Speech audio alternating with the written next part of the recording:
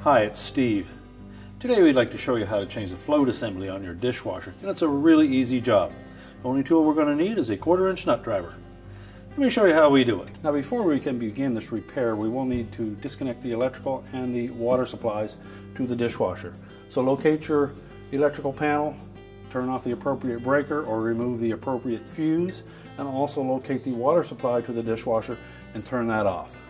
Now next we'll take off the lower access panel. There's 4 screws, 2 on either side, and they're 1/4-inch hex head screws. With that panel removed, we can then disconnect the water supply to the valve on the left side, and also remove the cover to the electrical box and disconnect the electrical connection there. Now, you may also find that you will need to disconnect the drain from the bottom of the sink.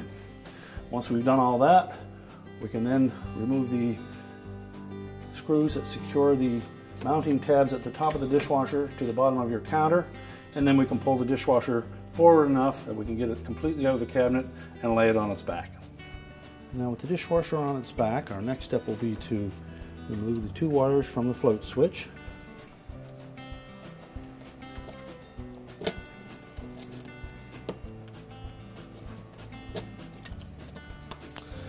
And then we'll just lift up on this cover that holds the bottom of the float to the switch.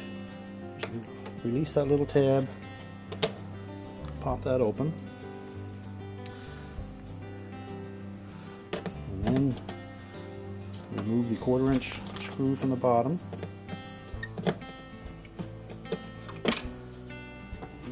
And we can slide the old switch assembly away from the float. We'll also remove the old float and replace it with a new one. Now, on plastic tub dishwashers, the only parts that we will require from the kit will be the float itself and the float switch and bracket. On the stainless steel tub models, we'll also require the gasket, the 2-piece float stem, and a mounting screw. So with the assembly removed from the bottom, we can then reach in, pull the old float out, and we'll install a new one. Now we need to engage this little tab on the end of that float into this little portion on the switch right at the very end here. So make sure that that's properly engaged.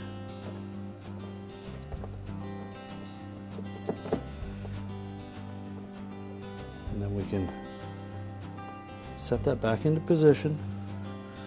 We'll reinstall that mounting screw on the bottom.